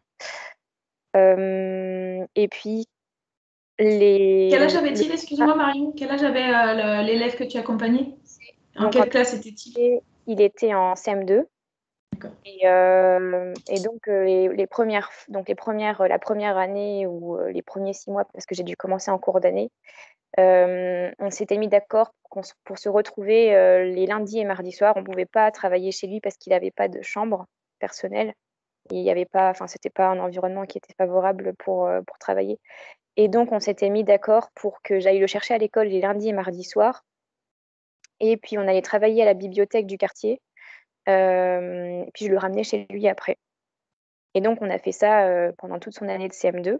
Et ensuite, une fois qu'il est arrivé en 6e, on a réadapté l'accompagnement pour que ce soit, pour que moi j'ai beaucoup, enfin on a divisé par 2 mon temps d'intervention, et puis pour que j'ai moins de déplacements parce que je faisais, j'avais quand même pas mal de chemin à faire entre la fac et là où il habitait. Et puis donc on s'est mis d'accord avec avec la référente PRE qui, elle, recherchait à autonomiser un peu le jeune et le faire sortir de Planoise. Donc, on s'est dit qu'on allait essayer de le faire prendre le tram et de le faire me retrouver à la bibliothèque du centre-ville, qui était plus proche de la fac, tous les mercredis après-midi à 1 heure donnée. Donc, ça a mis un peu de temps à se mettre en place. Il a fallu essayer de convaincre un peu sa famille. Et puis, finalement, ça a fini par se faire. Et puis, ça s'est fait assez naturellement. Puis, quand on a commencé à avoir un rythme assez satisfaisant, il y a eu le Covid. Donc, on a dû à nouveau réadapter complètement les modalités de suivi. Et le faire à distance, là, c'était vraiment compliqué puisque on le faisait par téléphone, en s'envoyant des photos par WhatsApp. Puis parfois, ça marchait pas puisque la famille n'avait pas forcément le forfait qu'il fallait. Bon, tant bien que mal, on a essayé de faire des choses, mais c'était quand même pas évident. L'année suivante, j'ai continué parce qu'en fait, on m'avait posé, moi, je pensais arrêter parce que j'étais en 3e année de doctorat et je me suis dit que ça allait être un peu compliqué. Puis finalement, c'était quand même une période qui était particulière dans la vie de ce jeune garçon qui changeait de niveau et qui devait changer de classe et être intégré à une classe SECPA. Et ça n'avait pas été le cas. Donc, on m'avait demandé d'assurer un peu la transition. Et puis finalement, je l'ai fait. Et il y a eu à nouveau un confinement et des couvre-feux qui ont fait qu'on n'a pas pu se voir. Donc, ça a été à nouveau très compliqué. Et finalement, quand les écoles ont réouvert, mais que les bibliothèques n'avaient pas réouvert, on a réussi avec son nouveau référent PRE à. Il y a eu un arrêt. Il y a eu ça aussi. En fait, moi, je me suis beaucoup appuyée sur le PRE parce que c'était une famille qui avait énormément de difficultés. Il n'y avait pas que le jeune qui avait des difficultés à l'école, mais globalement, c'était un contexte vraiment compliqué. Et puis, le suivi PRE a arrêté à un moment donné, entre la 6e et la 5e. Et j'ai essayé d'insister pour que le suivi reprenne parce que ça n'allait vraiment pas. Et grâce à au nouveau référent, on a essayé de mettre en place l'accompagnement au collège. Et on a demandé s'il y avait possibilité qu'une salle soit mise à disposition pour que l'accompagnement puisse se faire au collège à un moment donné dans l'emploi du temps où c'était possible. Donc en fait, en termes de mise en œuvre, je me suis beaucoup adaptée. Et puis le jeune aussi, d'ailleurs, le jeune aussi, mais il y a eu, globalement, ça a été beaucoup d'ajustements et d'adaptations. Je peux pas, comme la plupart des témoignages qu'il y a eu jusqu'à maintenant, donc là maintenant l'accompagnement est arrêté, mais je pourrais pas avoir l'impression d'avoir réussi quelque chose. Enfin, il y a pas eu de bac à la sortie ou de brevet ou quoi que ce soit. Et puis en fait, moi j'ai rien, j'ai rien j'ai rien d'objectif pour essayer de mesurer si mon intervention a été utile, apporté quelque chose ou pas, d'un point de vue scolaire en tout cas. Par contre, je pense que ça a quand même apporté une présence à cet enfant-là et à sa famille. J'étais un peu étiquetée, comme c'était l'aide aux devoirs que je devais faire, j'étais étiquetée, j'étais vraiment associée à l'école. Et j'ai eu du mal à sortir de ce cadre-là, même si on a fait quelques activités en dehors de l'accompagnement, en dehors de l'aide aux devoirs, je veux dire. Mais au final, bon, c'est pas grave, c'est comme ça que ça se fait. Mais c'est vrai que dans certaines familles qui parlent pas forcément bien français et qui arrivent tout juste en France, ces familles-là sont confrontées à plein de gens ou très peu de gens, je sais pas. Et finalement, moi, mon rôle, pendant très longtemps, j'ai eu du mal j'ai dû réexpliquer ce que je faisais, dans quel cadre j'intervenais et bien préciser que c'était pas un travail en fait, que c'était vraiment du bénévolat et ouais, ça c'était j'ai senti que c'était dur à identifier quand même ce que c'était que la FEV dans tout ce qui peut exister comme personnes qui interviennent dans l'aide sociale. Par contre, enfin, je tiens à préciser que même si c'était pas donc il y a eu plein de choses très très positives dans cette expérience-là. Il y a eu des choses un peu plus compliquées, mais pour autant, j'ai toujours été soutenue par les référents de la FEV, qui sont vraiment là pour s'assurer que tout se passe au mieux et voilà. Enfin, il y a énormément de bienveillance et puis je pense que c'est primordial aussi que ça se passe comme ça. Et en termes de ressenti, bah, j'ai pas un bilan hyper positif. J'ai un bilan positif dans le sens où j'ai créé des liens avec des personnes qui sont vraiment formidables. J'en étais pas toujours convaincue, puis finalement, il y a quand même des choses qui font enfin, des petits signes qui nous montrent que les parents nous font confiance, que il y a un lien qui s'est tissé avec le jeune, que même si on a l'étiquette école, finalement, peut-être qu'il y a un lien un peu plus. Enfin, on devient quand même une sorte de repère, je pense. Et il y a des moments où je l'ai vraiment ressenti comme ça, d'autres moments où je me suis dit que ça servait complètement à rien, mais il y a quand même des liens. Donc il y a une fois enfin, où c'est le jeune qui m'a appelé pour me dire oui, j'ai des devoirs à faire pour l'école, je m'en sors pas du tout, comment est-ce qu'on fait? C'était pendant le Covid. Et à la fois, je me suis dit, bon, il m'appelle que pour les devoirs, mais d'un autre côté, je me suis dit, waouh, il m'appelle pour les devoirs, quoi. Donc, il y a des petites choses comme ça qui sont assez gratifiantes. Et puis, donc, ressenti mitigé parce que je me suis quand même plein de fois sentie très, très frustrée et impuissante, en fait, parce que finalement, j'avais l'impression de me battre, enfin, de ramer et d'essayer de maintenir, enfin, mais que mon intervention enfin, se noyait dans un truc qui dysfonctionnait complètement et enfin, je me suis sentie très, très dépassée par tout ce qui marchait pas et je me pose vraiment, je me pose vraiment la question du bénévolat dans ces cas-là parce que finalement, on vient là pour essayer d'amortir enfin, je pense que la lutte contre les inégalités, même si on va dans ce sens-là, c'est un combat qui est bien trop grand par rapport à ce qu'on fait et puis surtout, enfin, on n'est pas enfin, on essaye d'amortir quelque chose où il y a des moyens politiques qui devraient être mis et où il y a tout un système social à refonder et à reconstruire pour vraiment venir en aide de façon efficace à des publics comme ceux-là. Et en fait, c'est pas le cas, quoi. Enfin, voilà.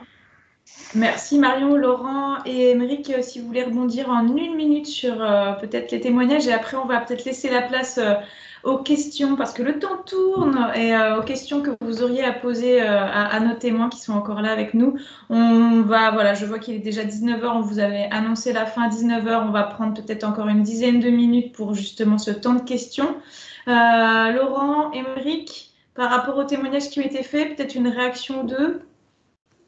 La seule réaction qu'on peut faire, c'est que c'est extrêmement réaliste en fait sur la description de ce qui se passe dans nos dispositifs et ça appelle finalement peu de commentaires. On voit que c'est ponctué de réussite et puis de difficultés, mais parce que nos jeunes sont parfois en situation de difficulté, mais tout ce qu'on peut leur apporter, même dans ce dernier cas de figure avec un jeune, effectivement, avec un profil scolaire beaucoup plus délicat, ça sera pour lui en tout cas un moment clé, c'est sûr, cet accompagnement-là. Et ça en soi, c'est extrêmement positif. Et puis on voit la diversité des situations, hein, c'est-à-dire quand on parlait tout à l'heure d'adapter aux situations, au profil de l'étudiant et sa volonté, et puis au profil de l'élève ou du groupe accompagné, on voit bien qu'il y a matière, en fait, effectivement, à orienter au mieux pour que les gens se sentent dans le domaine d'activité qui leur convient le mieux. Voilà. Mais merci à vous, merci pour ces témoignages très instructifs et puis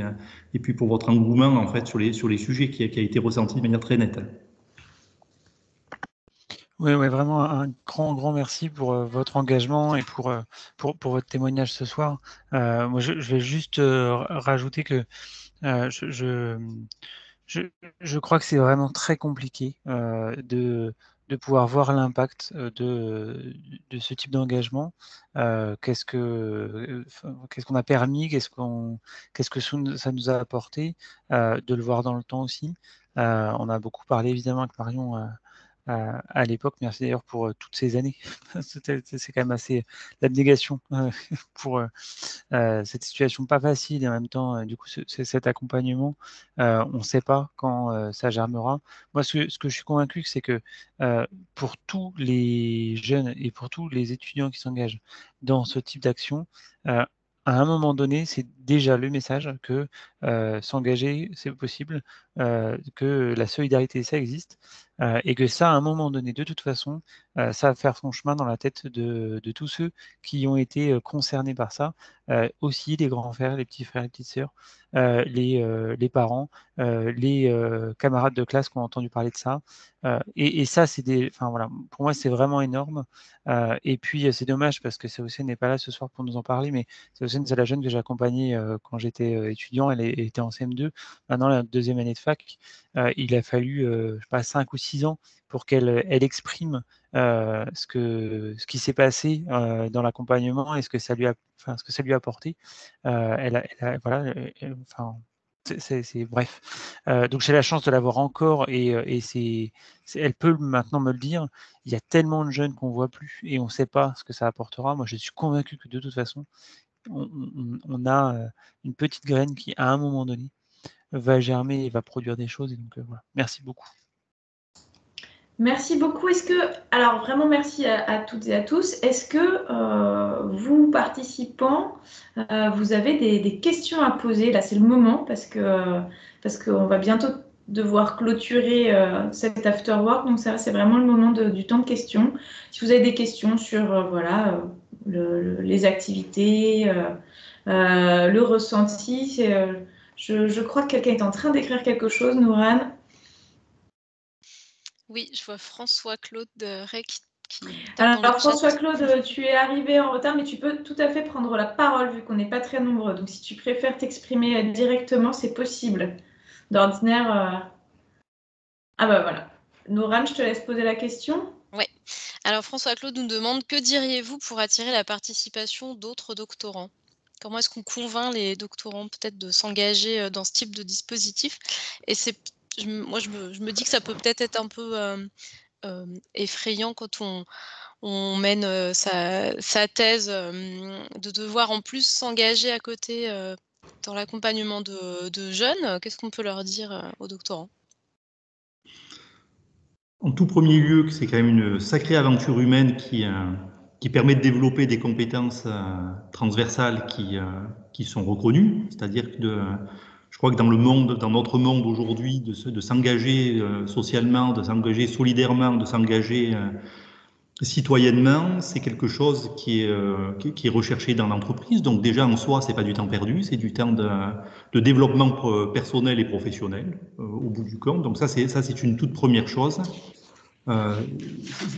C'est certain. Et puis voilà le temps qu'on consacre à ça, finalement au total, sur une année, s'il fallait le chiffrer à peu près approximativement, c'est une trentaine d'heures au total. C'est-à-dire que les doctorants sont un petit peu formés, c'est comptabilisé dans le temps dans le temps qui est consacré à cette affaire. Il y a des temps de bilan qui sont faits, c'est comptabilisé aussi. Et oui, puis, je vais en parler juste à la fin. À la fin, j'en parlerai. Au bout du compte, il y a un schéma, voilà. Et finalement, la satisfaction qu'on en retire personnellement, Aymeric l'a dit, les autres, voilà, les collègues qui sont intervenus sur les différents sujets l'ont dit. Moi, pour ma part, j'ai été enseignant en zone violence, hein, et notamment à la Courneuve avec des jeunes qui avaient énormément besoin. Ce sont les meilleures années de ma vie, en fait, de professeur, d'enseignant. Et c'est là vraiment qu'on réalise à quel point, quand on s'engage, c'est important pour les autres. Et ça fait partie aussi des meilleurs souvenirs qu'on peut avoir parce qu'on a trouvé du sens dans ce qu'on a fait. Donc un peu, voilà, égoïstement, on développe des compétences et on se vendra mieux sur le marché du travail. Et puis personnellement, on va quand même se faire plaisir sur des dimensions très, très sociales. C'est ce que je dirais là, très franchement et très librement sur ce sujet-là ce soir. Est-ce que vous avez envie de rebondir les autres? J'y rajouterais bien que c'est aussi une telle diversité de formes d'engagement possible, individuelles, collectives, chaque semaine ou plus ponctuelles, à distance ou en présentiel, que chez nous ou ailleurs, hein, vous trouverez une forme d'engagement qui corresponde à vos disponibilités, à vos envies. Donc voilà, je pense, enfin, moi, m'être engagé à un moment donné auprès de Saucen et de sa famille, ça m'a changé, enfin, ça m'a bouleversé et je ne suis plus du tout le même, quoi. Donc voilà, enfin, essayez de vivre une aventure d'engagement, si ça n'a pas été votre cas encore aujourd'hui. Voilà, encore une fois, chez nous ou ailleurs, on n'est pas en train de vendre notre truc. C'est ce dont on parle le mieux, évidemment, mais voilà. Franck, tu souhaitais intervenir aussi? Ouais, bah, juste pour moi, c'est vraiment une histoire de potentiel, en fait. C'est le maître mot pour attirer les autres doctorants. C'est tout ce qui est possible et tout ce que vous pourrez y gagner personnellement, mais tout ce que les autres pourront y gagner. Moi, je n'ai pas tellement insisté dessus, mais j'ai eu que des retours positifs alors, du noyau d'élèves qu'on a intéressés. Donc, c'est vraiment une histoire de potentiel pour moi. Je rebondis de mon côté sur les compétences parce que vous savez bien que c'est ma marotte. Moi, en tant que chargée de la valorisation du doctorat, j'essaye de mettre en visibilité les profils de docteurs. Et je l'ai dit rapidement en début de séance, mais ces 2 programmes, on vous les présente. Il y en a sans doute plein d'autres. Aymeric, tu en as parlé. Il y a plein d'autres moyens de s'engager bénévolement. On vous les présente aussi parce qu'ils sont intégrés dans le catalogue d'offres de formation doctorale transversale. Je vous fais d'ailleurs un tout petit, si jamais ça vous intéresse, je vais juste partager mon écran pour vous montrer comment trouver les 2 programmes si jamais à un moment vous avez développé un intérêt, que vous avez envie de vous inscrire. C'est proposé dans le cadre des formations, donc vous pouvez vous inscrire sur ces dispositifs-là pour votre plan individuel de formation. Donc je le partage en 1 seconde pour vous montrer. C'était pas ça, évidemment. Hop, tac, non. Je reviens en arrière, je ne sais plus comment faire. Ah, tac, voilà. Vous me voyez là, vous voyez ce que je fais. Tac, je reviens. En fait, vous allez sur le site du collège doctoral, dont vous avez sans doute entendu parler. Vous allez dans formation doctorant et vous pouvez avoir accès à l'offre de formation transversale, soit sous la forme d'un catalogue papier, mais pour vous inscrire, vous allez ici. Et là, vous pouvez retrouver nos 2 programmes dans culture scientifique internationale et valorisation. Et là, vous retrouvez les sessions de formation et voilà, tout ce qui est proposé à Dijon, à Belfort, Besançon, Montbéliard, Vesoul, pour l'accompagnement d'élèves en difficulté issus de quartiers prioritaires. Donc là, c'est plutôt les actions de la FEV, hein, il me semble, Aymeric, je ne dis pas de bêtises, et l'engagement solidaire spécial cordée de la réussite. Une fois que vous cliquez, vous avez le descriptif de la formation, tac, tac, tac, avec les objectifs, le programme, ça vous donnera vraiment les indications. On va peut-être remettre le lien vers le site du collège doctoral, Laurent, si tu veux bien dans le chat, comme ça vous êtes directement au courant. Et là, vous avez les sessions de formation dont parlait Laurent et Aymeric, où il y a des moments où en fait vous êtes ensemble, toutes les personnes qui se sont inscrites, avec un moment de brief. Hein. C'est comme ça que ça se passe, Aymeric et Laurent. Dites-moi si je me trompe. Non, c'est tout à fait ça. Donc voilà, vous n'avez plus qu'à cliquer, vous inscrire comme vous le faites pour toutes les autres formations. J'imagine que ça, vous avez l'habitude, mais j'avais envie de vous montrer comment y accéder parce que c'est vraiment dans communication scientifique internationale et valorisation qu'on le trouve. Parce que justement, et c'est là où je voulais en venir par rapport aux compétences que ça développe, moi j'avais envie de vous dire par rapport à votre profil, évidemment, le fait de s'engager pour la lutte contre les inégalités est déjà une fin en soi pour ce type d'engagement bénévole, mais vraiment aussi pour monter en compétences, ce type d'engagement peut être vraiment intéressant.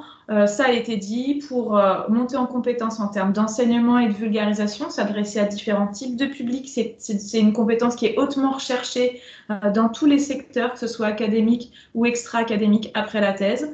La capacité d'écoute que ça développe, puisque pour pouvoir vulgariser et s'adresser à des publics variés, vous allez devoir être à l'écoute des besoins qui sont exprimés par les élèves. Le réseau, tu en parlais Franck, effectivement, vous êtes au contact d'autres acteurs socio-économiques, l'éducation nationale, enfin voilà, ça peut aussi cultiver votre réseau, vous donner un horizon de possible différent que celui aussi de votre laboratoire.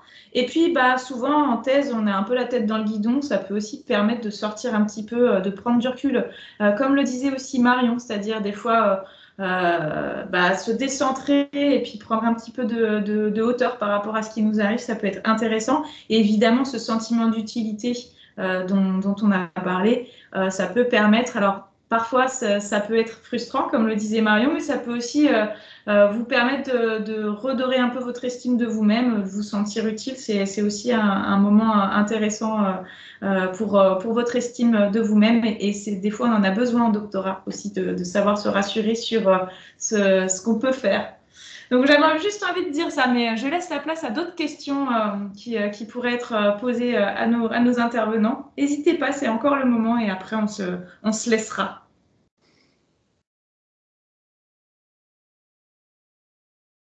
Nourane, tu es en train de nous écrire un petit truc. Peut-être qu'on va vous poser des questions si vous n'en posez pas alors, pour conclure.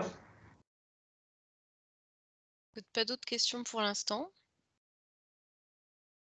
N'hésitez pas à lever la main aussi, si vous n'êtes pas obligé d'écrire dans le chat. Et puis, s'il n'y a pas de questions, peut-être nous, on peut poser cette... Alex qui lève la main. Ah, Alex. Vas-y, Alex, on t'écoute. Oui, alors moi, je me posais juste une question par rapport à, encore une fois, à cette notion d'enseignement, hein, plus que d'accompagnement extrascolaire, entre guillemets, mais au vu des difficultés qu'ont les élèves dans le cadre classique de l'éducation, en fait, à revenir dans le bain à chaque rentrée scolaire, etc. Je voulais poser la question à nos chers amis, Laurent et Émeric, savoir si éventuellement étendre ce programme sur les vacances d'été, en fait, avec des sessions peut-être de groupe ou des choses qui sortent un peu du contexte associatif, 2 heures par semaine, etc. Mais comment dire, l'exprimer peut-être sous forme d'un mini-stage, 3 jours dans la semaine à la suite, où on fait des activités pédagogiques en lien avec l'éducation, en fait, pour ne pas perdre le fil, en fait, au cours des vacances, pour éviter les décrochages justement à ce moment-là. Alors ça, je peux brièvement en parler parce que il y a des dispositifs qui existent, qui sont notamment le dispositif vacances apprenantes, hein, en fait, au niveau de l'éducation nationale. Et ces vacances apprenantes sont exactement de cette forme-là, c'est-à-dire que sur les petites vacances, donc durant l'année scolaire, les établissements scolaires, hein, sur la base du volontariat de l'équipe pédagogique, mettent en place en fait, en lien avec des acteurs, des partenaires extérieurs, mettent en place en fait des jours de continuité pédagogique pour aider les élèves en fait à reprendre le fil de quelque chose. Et ça se passe aussi durant l'été. Donc en général, c'est soit sur le début du mois de juillet, soit sur la fin du mois d'août, où il y a ces vacances apprenantes et des partenariats peuvent être construits avec des étudiants, avec des partenaires de l'école. Voilà, donc ça existe. Et je ne sais pas si Émeric vous participez sur ces schémas-là, mais ça existe. Alors c'est pas assez développé, il n'y a pas beaucoup d'écoles qui le font, ou de lycées ou de collèges, mais il y en a. C'est pas systématisé, quoi. Voilà. D'accord. Ouais, je vois, je comprends. Parce que c'est vrai que, juste pour compléter ma question, je pense, pour l'avoir vécu, et là je rapporte ça peut-être plutôt à cette notion comment s'appelle, de parcours individuel, de plan individuel de formation au sein du doctorat. En fait, pour nous les doctorants, moi j'ai vécu quelque chose en chimie, en tout cas. On nous oblige à participer à des conférences ou des formations sur l'éthique de la recherche. Et très, très, très souvent, l'éthique de la recherche regroupe quasi exclusivement de l'éthique en médecine. Et en fait, le problème, c'est que dès qu'on n'est pas médecin, ces formations ne servent plus à rien, en fait. Et c'est vrai que, vu que sur un plan peut-être un peu plus global, l'enseignement est quand même, l'enseignement et l'éducation est un peu le maître mot de la continuité des différentes générations à venir, en fait, tout simplement. Laisser le choix en parler, bon ça c'est en lien avec les écoles doctorales bien sûr, mais laisser le choix entre participer à ces cours sur l'éthique ou alors avoir des choses qui soient plus tournées sur l'enseignement, qui sont en fait tout aussi importantes, voire peut-être même plus au vu des générations à venir en fait, à mon sens. Et c'est vrai que du coup je me posais la question si vous, en tant qu'intervenant de ces associations-là, vous aviez déjà eu cette idée, cette pensée ou même ce projet en fait. Je me posais cette question. Je ne vais pas du coup dire grand-chose parce que nous, les interventions étant par les étudiants, on invite les étudiants à continuer le lien le plus longtemps possible avec le jeune, mais bien souvent, il y a au mieux quelques échanges pendant l'été, mais l'accompagnement s'arrête avant l'été ou se réduit s'il doit continuer une année suivante. Voilà, ça se fait peu, ça existe, mais ça se fait peu chez nous. Et effectivement, il y a des associations qui travaillent sur ces vacances apprenantes. Nous, c'est moins notre cas, pour la raison que je viens de citer, mais effectivement, les 2 mois sont souvent compliqués pour le retour ensuite en septembre en classe, quoi. Peut-être sur une des compétences, mais c'est pas hors sujet, mais c'est en lien avec ce qui a été Une minute, hein. Je vois le temps qui tourne, je me permets. Il y a quand même aussi, et ça peut intéresser Alex, c'est l'idée quand même aussi sur ces dimensions-là, les étudiants qui participent développent forcément une bonne connaissance du système éducatif. C'est-à-dire qu'il y a une immersion dans un collège, dans un lycée, il y a des rencontres avec des équipes éducatives, des proviseurs, des principaux, éventuellement des inspecteurs. Il y a puisqu'il y a cette formation qui a lieu. Et c'est l'opportunité pour toucher à la pédagogie et à la didactique, hein, puisque vous êtes en confrontation avec des gens comme Laurent Desplanques qui était là tout à l'heure et qui a des réflexions très abouties sur le sujet pédagogique et didactique. Donc c'est aussi un intérêt que vous pouvez trouver dans nos dispositifs, c'est certain. On va malheureusement devoir peut-être s'arrêter là, à moins qu'il y ait quand même encore une ou deux questions de la part des participants. Ah, on a une question. C'est toujours Alex, non? Ou pas? Oui, je crois que c'est Alex qui avait un question. J'avais pas baissé la main, pardon. Est-ce qu'il y a des questions encore parmi les participants pour nos interlocuteurs? Si ce n'est pas le cas, on peut peut-être nous vous proposer une ultime question pour clôturer cette session d'Afterwork qui était très enrichissante. On espère que ça vous aura éclairé sur ces 2 dispositifs, mais plus largement sur l'intérêt de l'engagement bénévole auprès des élèves. On espère avoir, nous aussi, fait germer des graines dans vos têtes. Noran, est-ce que ça te tente? Une petite question sur justement peut-être vos motivations à vous lancer? Écoute, ouais, on va vraiment se dépêcher parce qu'on a quand même pas mal dépassé. Sinon, on arrête. C'était comme ça, histoire de terminer, de vous laisser une ultime fois la parole à vous, participants. Écoute, très rapidement, peut-être une petite question sur quel type d'action vous intéresse. Je vous remets le lien Wooklap et puis je vous lance la question tout de suite. C'est un petit sondage en fait pour savoir. Non, je vais vous poser une autre question en fait. J'ai pas lancé celle que je voulais.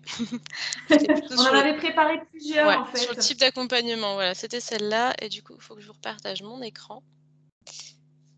Voilà. Donc là, on vous a mis un peu une petite sélection en fait des grands types d'accompagnement qui sont proposés par les Cordées et la FEB. Voilà, voir un petit peu dans quoi vous vous sentirez le plus à l'aise, qu'est-ce qui vous attire le plus. Vous pouvez répondre plusieurs fois hein, si vous voulez. C'est juste pour faire un petit tour de table, un petit sondage.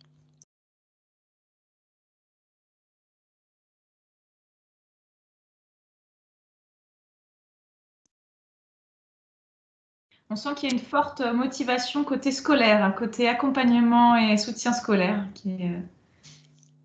Voilà. Bon, merci à tous pour vos réponses. Merci pour vos réponses. Écoute, je vais terminer par partager la dernière slide pour clôturer cette séance avant de remercier tout le monde et de vous libérer. Juste pour vous dire, à l'issue de cet événement, on va vous distribuer, vous envoyer par mail un questionnaire de satisfaction pour savoir un petit peu comment vous avez vécu aussi ce moment-là. Nous, on a passé un bon moment en tout cas. Mais la question, c'est toujours la même chose, je ne sais jamais comment faire pour avoir accès à mon PowerPoint. Vous le voyez, vous le voyez. Et là, voilà, j'avais juste envie de vous dire, voilà, un questionnaire de satisfaction va vous être envoyé. On vous remercie d'avance de le remplir parce que ça nous aide, nous, à améliorer notre manière d'animer, de programmer ce type d'événement carrière. Il y a un prochain rendez-vous qui vous est proposé dans le cadre de notre série d'Afterwork Digital que certains d'entre vous connaissent déjà, qui s'appelle Voix de docteur. J'en ai parlé un peu au début. Ce sont 2 docteurs en poste qui témoignent de leur parcours professionnel. C'est vraiment un objectif de vous donner un petit peu un éventail des possibles après votre thèse pour vous inspirer, vous montrer un petit peu tous les parcours qui peuvent exister après la thèse, qui sont parfois très atypiques. Donc la semaine prochaine, ce sera le jeudi 25 novembre à 17h30, donc même heure. Ce seront Christina et Yannick qui interviendront et qui ont 2 postes très différents, mais qui sont tous les 2 docteurs en sciences humaines et sociales et qui ont vraiment eu des parcours assez variés. Donc n'hésitez pas à nous rejoindre si vous ne vous êtes pas déjà inscrit à cet événement. On vous attend nombreux, c'est toujours aussi riche. Il y a toujours un partage généreux et varié aussi. Chaque parcours est différent, chaque parcours est unique. Moi, il me reste à remercier tout le monde, toutes les personnes qui se sont prêtées au jeu des témoignages. Vous avez été très nombreux à nous dire oui, et c'est vraiment sympa. Et on est content parce qu'on avait envie de mettre en lumière ces 2 beaux projets. On leur souhaite longue vie. On espère que tout le monde aura été emballé et se ruera pour vous contacter et participer à votre programme. Merci à toutes et à tous. On se retrouve peut-être la semaine prochaine pour le 25 novembre. Nous, on va rester avec nos intervenants encore quelques minutes pour faire un petit débrief et puis on vous laisse le soin à vous participants de vous déconnecter. Sinon, on le fera pour vous. Si vous avez envie de rester pour les témoins, n'hésitez pas. Et puis, on vous dit à bientôt. Merci à tous. Merci, au revoir. Au revoir, merci beaucoup. Au revoir.